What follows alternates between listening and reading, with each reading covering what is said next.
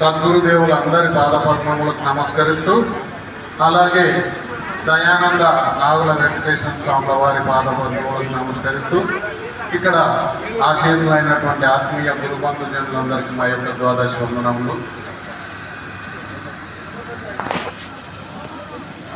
అయితే ఇక్కడ గురువాక్యం గురించి, మానవ జన్మ యొక్క విశిష్టత గురించి నిన్నటి నుంచి సంపూర్ణంగా మనకు వింటున్నాం. పెద్దలు ఉన్నారు, అంతకన్నా చెప్పదగింది ఏం లేదు.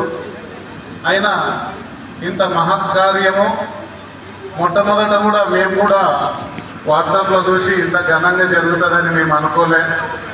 నిన్నటి నుంచి కార్యక్రమం చూస్తుంటే చాలా వైభవంగా, సిస్టమేటిక్గా చాలా ఈ యొక్క కార్యక్రమాన్ని చూసి మాకు చాలా సంతోషం అనిపించింది.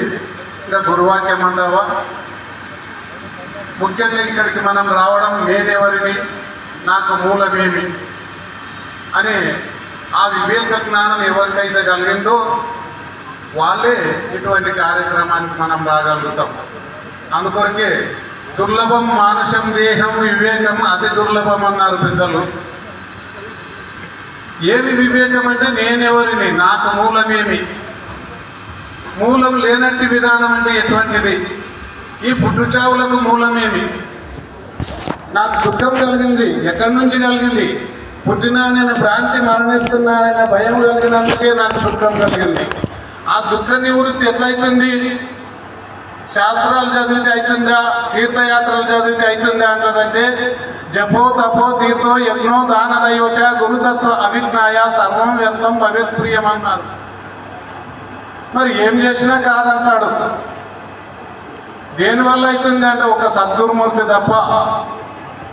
గురుని శిక్ష లేక గురుతెట్లు కలుగును, అతనికైనా వాని అబ్బకైనా తాళపు చెవి లేక తలుపెట్లు ఊడును విశ్వతాభిరామ వినరవేమ. మరి అటువంటి గురుముఖత మనకి ఎట్లా కలుగుతుంది? పోయినమ్మడి చెప్తాడంటే కాదు.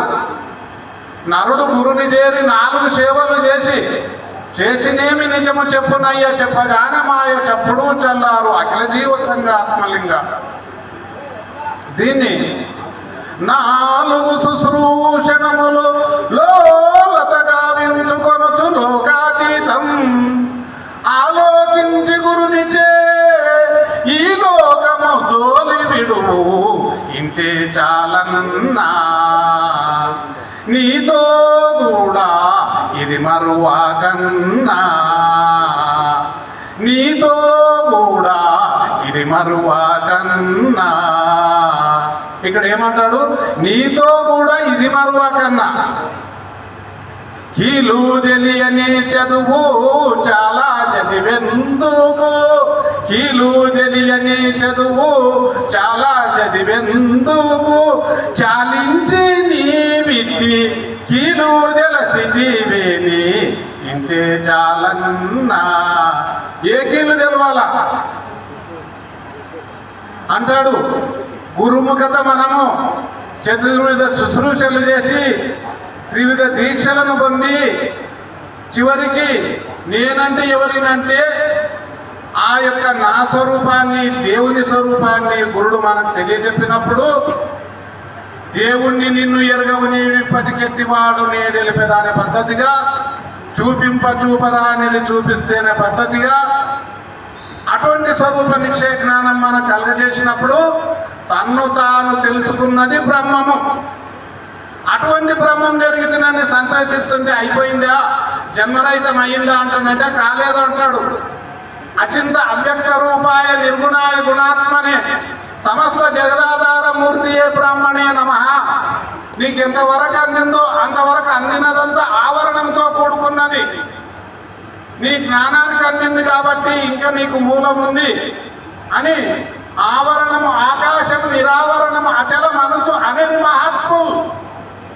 ఆవరణము మితి కలిగినది, నీ జ్ఞానానికి దోచింది నా స్వరూపం అంటే ఇటువంటిది, గురు స్వరూపం అంటే ఇటువంటిది, బ్రహ్మం అంటే ఇంతటిది అని ఎంతవరకు అందిందో అది ఆవరణంతో కూడుకున్నది, మితి కలిగినది. ఆవరణము లేనిది అమితమని తెలుసుకోరా, ఈ రెండిని వేరని కనుక్కోరా. మరి అది ఎక్కడ విమర్శన చేయాలా, ఎట్లా తెలుసుకున్నాలా? ఆవరణం లేనిది ఎట్లుంది అంటానంటే ఆవరణముననే గురు కృప కలిగినప్పుడు ఆవరణముననే నిరావరణమును చూచి ఆవరణం ఎడలిన ఆవల మాట లేదని కనుకోరా. ఆవరణం ఎప్పుడైనా వెడలిపోతుంది? జ్ఞానము అజ్ఞానము రెండు రహితమైనప్పుడు.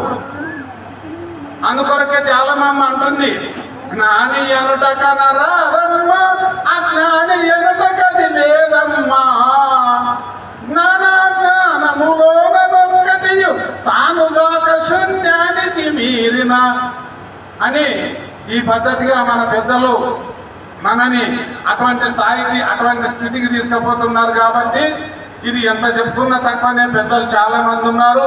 మరి మా ప్రయాణంని దృష్టిలో పెట్టుకొని సభాధ్యక్షులైనటువంటి తిరుపతయ్య స్వాముల వారు మాకు కరుణించి ముందుగా మాకు అవకాశం కల్పించినందుకు అయ్యగారికి మేము ద్వాదశి వందనములు అర్పించుకుంటూ ఇంతటితో ముగిస్తున్నాం. జై సద్గురు ప్రభు మహారాజుకు. ఒకసారి అందరు జై కొడితే వెనుక